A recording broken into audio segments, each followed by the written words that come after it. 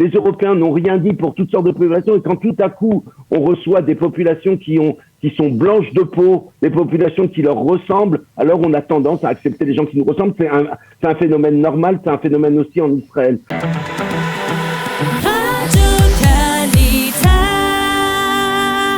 Nous avons le plaisir, comme nous vous l'annoncions, d'être en ligne avec le docteur Dov Maimon, chercheur au GPPI, qui est l'Institut de politique du peuple juif, qui est affilié à l'agence juive.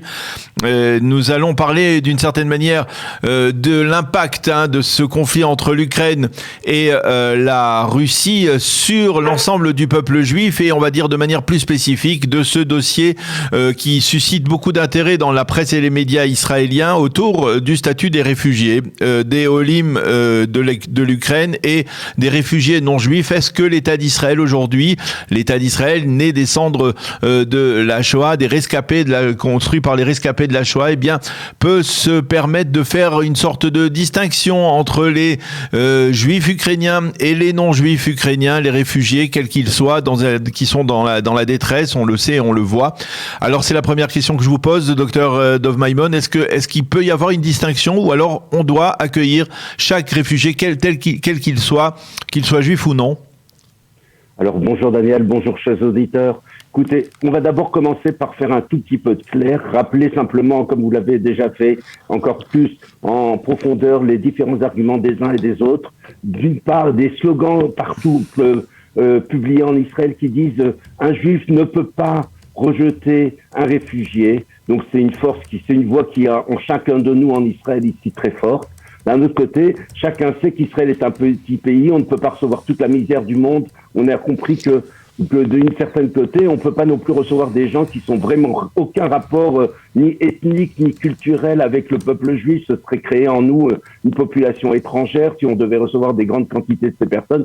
Et donc finalement, en pratique, ce qu'on essaye de faire, c'est qu'on essaye de recevoir d'abord et avant tout des réfugiés qui sont éligibles à la loi du retour, et puis ensuite on va accueillir un petit nombre de réfugiés qui n'ont rien à voir avec tout ça, et c'est en essayant de faire tout ça que Ayelet Shaked d'un côté, et de l'autre côté Yair Lapid vont dire quelque chose qui semble être un discours un bégaiement, puisqu'en fait il y a plusieurs voix au sein même du gouvernement israélien, au sein même de la Knesset et au sein même de chaque Israélien.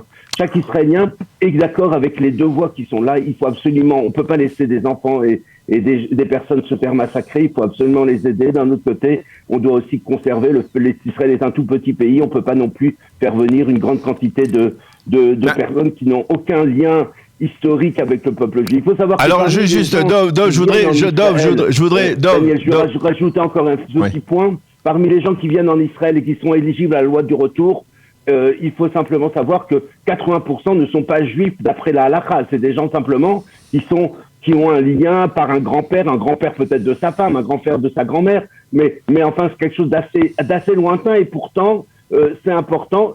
Alors ces gens-là, oui, ils vont s'intégrer en Israël, ils vont réussir l'intégration, et on l'a vu jusqu'à présent, même les gens qui avaient un lien très tenu, aujourd'hui ont fait ce qu'on appelle une conversion sociologique et sont intégrés. Ceux qui sont vraiment étrangers, en général, ne restent pas en Israël, c'est-à-dire qu'ils viennent en Israël et finalement ils comprennent que c'est un pays avec un projet sociétal extrêmement fort, et que les gens qui n'ont rien à voir avec ce projet se disent pourquoi venir dans un pays où c'est quand même, la vie n'est pas forcément très facile, et ils utilisent simplement Israël comme un tremplin pour aller peut-être ailleurs. Je voudrais peut-être essayer de comprendre mieux la position de ceux qui disent que, eh bien, l'État d'Israël, comme vous l'avez mentionné à l'instant, l'État d'Israël est un petit pays qui ne peut pas se permettre démographiquement d'accueillir beaucoup de non-juifs. N'y a-t-il pas une problématique dans le fait que, par exemple, eh bien, ceux qui avancent cet argument, en particulier il s'agit d'Ayelet Shaked et même du Premier ministre Naftali Bennett, eh bien, d'un notre côté, sur le plan politique, eh bien, il serait par exemple assez favorable à une annexion de la Judée et de la Samarie, ce qui impliquerait l'arrivée dans la population de l'État d'Israël de près de 2 millions au moins de Palestiniens. Et comment expliquer ces deux poids et deux mesures à ce niveau-là, au niveau de la démographie israélienne? C'est vrai que toute cette histoire d'immigrés, de réfugiés, c'est est associé à l'histoire de l'annexation ou le pas d'annexation des territoires. Pas forcément de la façon dont vous l'avez décrit, Daniel. En fait, justement, s'ils se disent, de toute façon, on va devoir prendre au moins 200 000 ou 300 000 Palestiniens, parce que ça dépend ce qu'on annexe. Si on peut annexer 90% de la terre de Jude et Samarie en annexant seulement 200 000 ou 300 000 Palestiniens. Donc, il s'agit surtout pas pour Ayelet Shaked et Bennett de rajouter, en plus de cette population-là, encore 150 ou 200 000 étrangers, complètement étrangers à nous, qui là créent une masse critique de population étrangère. Donc, par contre, c'est vrai qu'il y a aussi un discours qui est politique d'un autre courant qu'il faut entendre ici. C'est qu'il faut savoir, et je vais le dire d'une manière un peu brutale ici, que au début des années 90, à la fin des années 89-90, au moment du démembrement de l'Union soviétique, il s'est créé en Israël une genre de coalition entre les Ashkénazes laïcs de droite et les Ashkénazes laïcs de gauche, qui ont voulu combattre ce qu'on appelait la levantinisation, ça veut dire le fait qu'il y avait de plus en plus de séfarades en Israël, de plus en plus d'arabes, de plus en plus d'ultra-orthodoxes. Et dans une certaine mesure, on a voulu faire venir une population blanche, pour appeler le terme de la manière la plus brutale, pour essayer de contrebalancer des gens qui vont jouer du violon, des gens qui vont jouer du piano.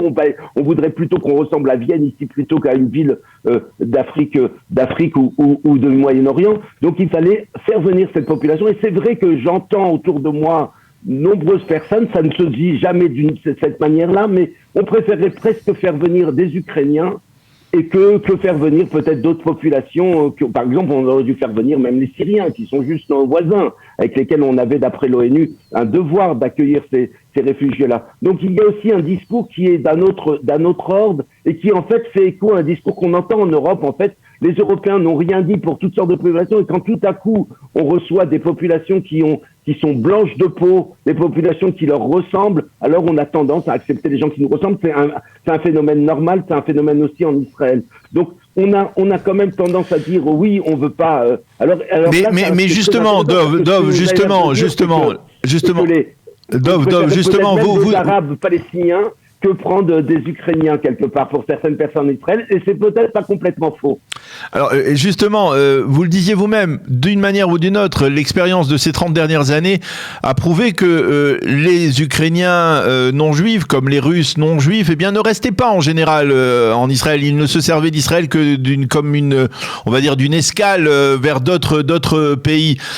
Finalement, pourquoi alors tant d'inquiétude? Pourquoi ne pas faire passer un message, on va dire, humaniste de la part de l'État d'Israël en disant nous avons été un pays qui a frappé aux portes, dont le peuple a frappé aux portes des nations au moment de la Seconde Guerre mondiale, et les portes étaient fermées. Nous ouvrons nos portes à tous ceux qui veulent venir. Et puis ensuite, comme l'a dit par exemple même le grand rabbin Israël Meir Lo, le grand rabbin David Lo, le grand rabbin d'Israël, a dit il ne faut pas faire de distinction, il faut accueillir tout le monde, et puis une fois qu'ils seront ici, eh bien voir justement ceux qui n'ont aucun lien avec le judaïsme ou avec des familles ici, eh bien, pourront repartir après lorsque l'Ukraine sera, on va dire, apaisée, si l'on peut dire. Alors oui, bien sûr. Donc peut-être que de toute façon, ce sera probablement ça le discours officiel qui va se faire en Israël, qui va se dire. Non, mais c'est vrai qu'en pratique, on sait bien qu'il n'y a rien de plus continue que ce qui est temporaire, et que quand les gens viennent ici, de facto, ils rencontrent d'autres personnes autour d'eux, ils s'installent, et c'est pas forcément toujours systématique que les gens qui restent ici sont des gens qui sont les gens qui sont peut-être les plus souhaitables. On le connaît pour l'Europe, on le connaît pour d'autres endroits, les gens viennent et puis finalement s'installent, et peut-être que Israël devenant un pays de plus en plus attractif pour de nombreuses populations dans le monde, on va se retrouver avec une population qui ne voudra plus vraiment partir d'ici. Mais il faut rajouter un autre élément qui est clair et qui est presque, j'aurais dit, au niveau du non-dit chez tous les Israéliens. L'Ukraine, la population ukrainienne n'a pas été une population qui nous a vraiment très très bien reçus pendant toutes ces années, pendant les 200-300 dernières années. On a eu de Bandera, 100 000 juifs qui ont été assassinés dans les années 20. On a eu ce qui a été fait pendant la Deuxième Guerre mondiale, où les Ukrainiens ont souvent participé avec les Allemands contre les Juifs. On a des unités nazies et néo-nazies qui sont encore en marche qui existent encore aujourd'hui en Ukraine. Cette population a un passif. On a une population qui a un passif par rapport à... Il ne s'agit pas ici de Vietnamiens, il s'agit d'une population qui a un passif antisémite, des descendants de Cosaques, des populations quand même qui on a quand même beaucoup de mal. C'est les petits-enfants des gens qui ont massacré nos grands-parents sont pas vraiment des gens qu'on a vraiment envie d'avoir auprès de nous. On sait mais vous comprenez, Dov, que c'est une... Mais quand même, on a quand même un passif, et il faut tenir compte aussi de ce passif. Mais vous comprenez que dans la conjoncture, c'est-à-dire vous Dov, vous affirmez cela, vous dites qu'il faut tenir compte de cela, mais aujourd'hui vous le voyez, on peut concevoir que c'est une position extrêmement difficile de faire cette je dirais entre guillemets cette sélection. C'est pas la position. Ma position officielle à moi et celle peut-être que je pourrais éventuellement tenir.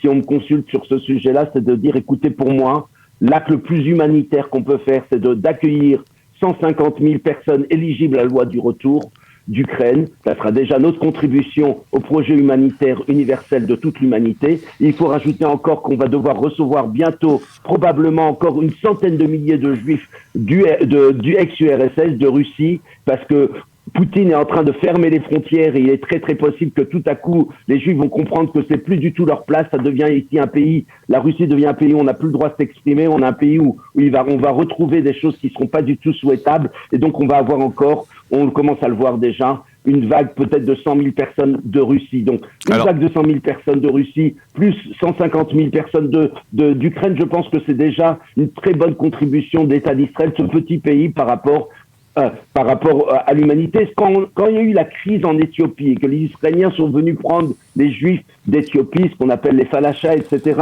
et personne n'a dit, écoutez, ah non, pourquoi vous recevez pas les autres? Et personne n'est venu d'ailleurs chercher les Éthiopiens qui n'étaient pas juifs. Personne s'en est occupé. Aujourd'hui, il s'agit quand même d'une sorte de racisme, et nous accuser à nous de racisme, c'est un peu exagéré. Maintenant, je voudrais placer encore un élément, Daniel, qui est important pour tous nos éditeurs de comprendre. En fait, Israël n'avait pas envie de prendre position dans ce conflit. On sait très bien qu'Israël a des intérêts à avoir des bonnes relations avec la Russie. La Russie est quand même une superpuissance dans le monde. On ne peut pas se permettre. On a besoin qu'ils nous protègent et qu'ils soient avec nous dans la menace existentielle de l'État d'Israël, du peuple juif, qui est l'Iran. Et on a besoin évidemment qu'ils ne fassent pas tomber nos avions en Syrie. Donc on a des bonnes raisons pour ne pas prendre parti. Et c'est pour ça qu'Israël est choisi peut-être comme un médiateur possible, parce qu'Israël comprend bien les côtés des uns et des autres. Alors maintenant, Israël, face à la pression internationale, face à voir qu'on était on risquait de se brouiller avec Biden, avec les États-Unis, on risquait de se brouiller avec l'Union européenne et avec le judaïsme mondial. Alors Israël a changé sa position et aujourd'hui a choisi la politique de ce qu'on appelle bad boy and good boy, ça veut dire le bon et le méchant, le gentil policier et le méchant policier. Ici, donc Lapid va être celui qui dit, et les gens de gauche vont dire le discours plutôt humaniste en disant il faut accepter tout le monde sans distinction, et les gens de droite vont continuer leur discours en disant qu'il faut privilégier quand même d'abord les juifs. Mais en fait, en chacun de nous, pratiquement, on a tous cette double voix qui est là. Il va falloir gérer entre la chèvre et le chou, et on ne peut pas tenir du tout un discours qui dirait nous n'acceptons que les juifs alors que les gens sont en train de mourir. On n'a jamais le fait, ça ne s'est jamais fait, même dans les orphelinats de Chabad, et on a toujours accepté aussi des enfants qui n'étaient pas forcément juifs. Eh bien, et on les acceptait parce qu'on peut pas faire autrement, et c'est comme ça qu'on doit faire, et c'est bien qu'on fait comme ça. Merci beaucoup, Dr Dov Maimon, pour nous avoir clarifié, dirons-nous, ce débat, cette polémique qui surgit en Israël autour donc du statut des réfugiés de l'Ukraine. On aura l'occasion certainement de se reparler pour savoir comment, par exemple, l'agence juive avec laquelle vous êtes lié, eh bien prévoit l'alia des Juifs d'Ukraine ou même des Juifs de la Russie. Ce sera à une autre occasion. Merci beaucoup d'avoir été avec nous ce matin. Bonne journée, Dr Dov Maimon. Bonne journée à vous.